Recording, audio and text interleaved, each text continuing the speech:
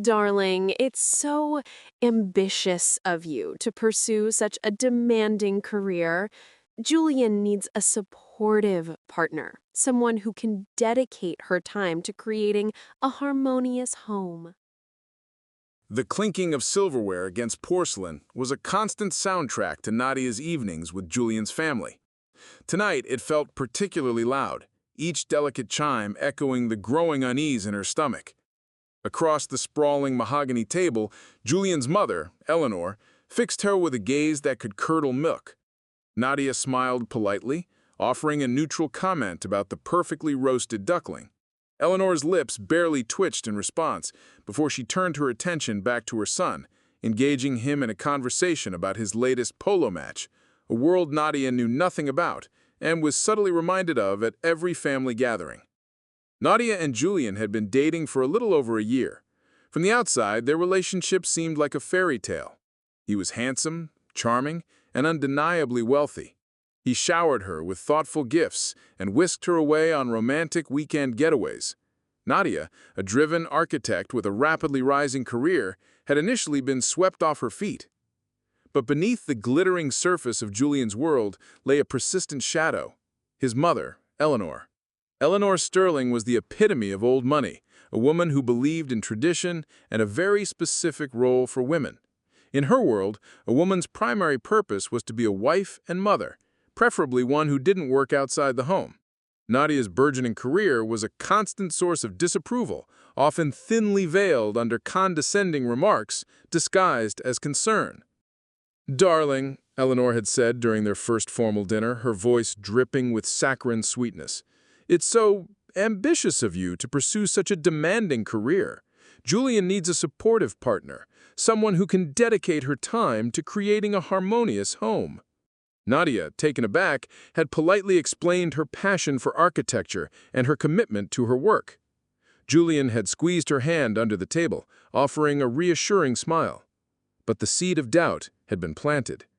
Over the following months, the comments continued, escalating in their subtle cruelty. Eleanor would inquire about Nadia's work-life balance with a skeptical tone, suggest less demanding career paths, and often make remarks about how Julian deserved a wife who could focus entirely on him and their future family. The gold digger accusation was never explicitly stated to Nadia's face, but she felt it hanging in the air like a thick fog. Eleanor's pointed questions about her family background, her modest apartment, and her surprise at Julian's lavish gifts spoke volumes. The subtle glances exchanged between Eleanor and her equally disapproving sister, Beatrice, whenever Nadia spoke about a recent promotion or a successful project, confirmed her unspoken label. Julian, caught in the middle, often tried to mediate. He would reassure Nadia, telling her that his mother just needed time to get to know her and understand her ambitions. He would occasionally have quiet conversations with Eleanor, but her opinions seemed deeply entrenched. Nadia tried to build a relationship with Eleanor, making an effort to engage in conversations, compliment her home, and even offer to help with organizing a charity event. But her efforts were met with polite indifference, or worse, thinly veiled criticism. It felt like no matter what she did, she would never be good enough in Eleanor's eyes. Despite the constant friction with his mother, Nadia loved Julian. He was kind, funny, and supportive of her dreams, at least in theory. He celebrated her successes and was always there to offer comfort after a particularly difficult encounter with Eleanor. She held on to the hope that their love could overcome his mother's disapproval.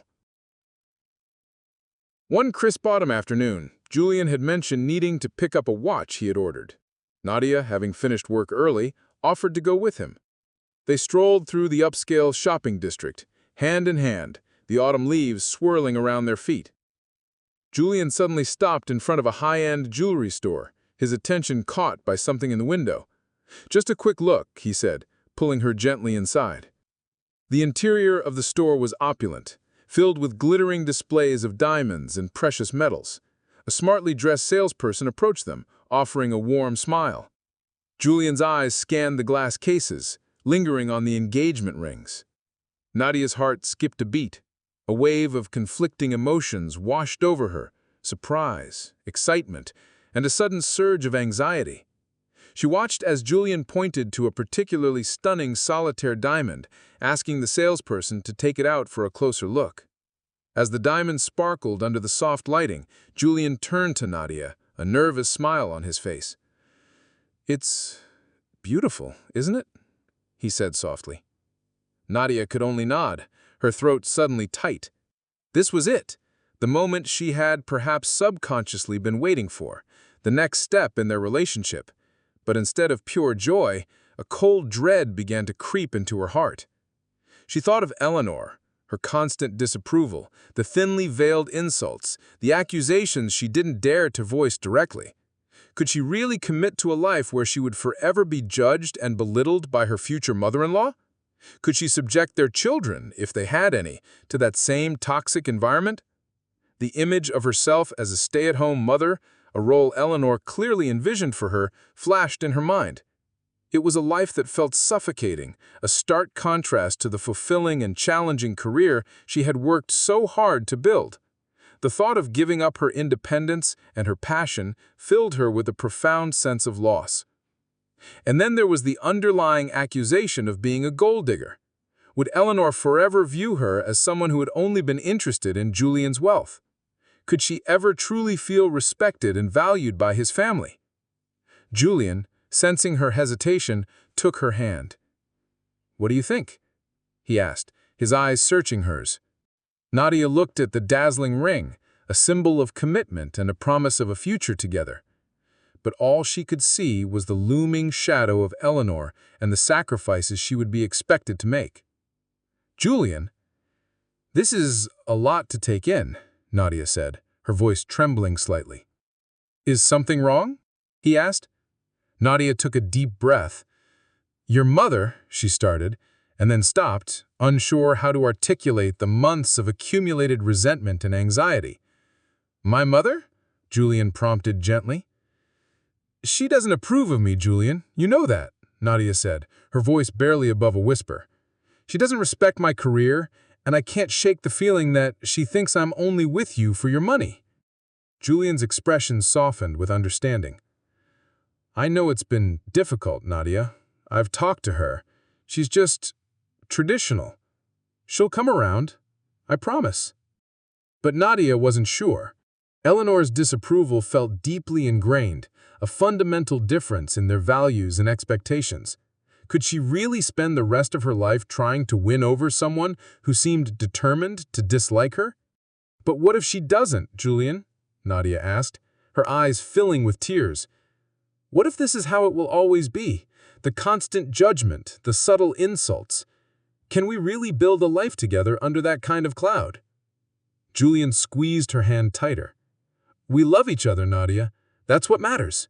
We'll figure it out. I'll talk to her again. We can set boundaries." Nadia wanted to believe him. She desperately wanted their love to be enough. But the reality of her mother's unwavering disapproval felt like an insurmountable obstacle. "And what about what she wants for me?" Nadia continued, her voice choked with emotion. "She wants me to give up my career, to be someone I'm not. Can you honestly say that you don't feel the pressure of her expectations?" Julian hesitated for a moment, and in that brief silence, Nadia found her answer. He loved her, she knew that, but his loyalty to his family, to his mother's expectations, ran deep. I want you to be happy, Nadia," Julian said finally, his voice filled with a mixture of sincerity and helplessness. "But my mother, she's a part of my life. And she wants to control ours," Nadia finished softly. The weight of that realization settled heavily between them. The sparkling diamond on the velvet cushion suddenly seemed less like a symbol of love and more like a gilded cage. They left the jewelry store without the ring. The walk back was quiet, filled with unspoken anxieties and unanswered questions. Over the next few weeks, Nadia wrestled with her feelings. She loved Julian deeply, and the thought of losing him was agonizing. But the prospect of a lifetime spent battling his mother's disapproval and sacrificing her own ambitions felt equally unbearable. She had worked incredibly hard to build her career. Architecture was more than just a job. It was her passion, her creative outlet, her source of pride and fulfillment. The thought of giving it up to appease Eleanor's traditional views felt like a betrayal of herself. She also couldn't ignore the subtle ways Julian seemed to defer to his mother's opinions, even when they conflicted with her own. It was a pattern she had noticed throughout their relationship, a deep-seated deference that made her question whether he would ever truly put her needs and desires above his mother's. One evening, Nadia sat alone in her apartment, looking out at the city lights. She thought about her dreams, her aspirations, the independent life she had built for herself. Could she truly envision a future where those dreams were secondary to someone else's expectations? The answer, she realized with a painful clarity, was no. The next day, Nadia met Julian at their favorite coffee shop. The air between them was heavy with unspoken words. "Julian," she began, her voice steady despite the tremor in her hands. "We need to talk." He looked at her, his eyes filled with a mixture of apprehension and hope. "I know," he said softly. "I've been thinking too." Nadia took a deep breath. "I can't do this anymore, Julian." His expression clouded with confusion and hurt. "Can't do what?" "I can't marry you," Nadia said, the words feeling like a lead weight in her chest. "I can't enter a marriage where I know I will never be truly accepted by your family, where my career will always be seen as a threat, and where I will constantly feel like I have to choose between you and myself." Tears welled up in Julian's eyes. "But I love you, Nadia, and I thought you loved me." "I do love you, Julian," Nadia said, her own eyes brimming with tears. "But love isn't always enough. We come from two different worlds, with fundamentally different expectations, and I can't spend the rest of my life trying to fit into a mold that wasn't made for me." She explained her fears about his mother's constant disapproval, her concerns about the pressure to give up her career, and the underlying feeling that she would never be seen as anything more than a gold digger in Eleanor's eyes. Julian listened quietly, his hand reaching across the table to take hers. "I'm so sorry, Nadia," he said, his voice thick with emotion. "I never wanted you to feel that way. I hoped things would change." "I hoped so too, Julian, but I don't see it happening. And I can't risk my future, my happiness, on a hope that might never materialize." The conversation that followed was filled with sadness and regret. They talked about their love for each other, the good times they had shared, and the painful realization that their paths were diverging. Julian didn't try to argue or change her mind. He seemed to understand, on some level, the validity of her concerns. He knew his mother, and he knew the strength of Nadia's convictions. Saying goodbye was the hardest thing Nadia had ever done. Leaving Julian felt like tearing a part of herself away. But as she walked away from the coffee shop that day, a sense of quiet resolve began to grow within her. She had made a difficult but necessary decision, one that prioritized her own well-being and her own dreams.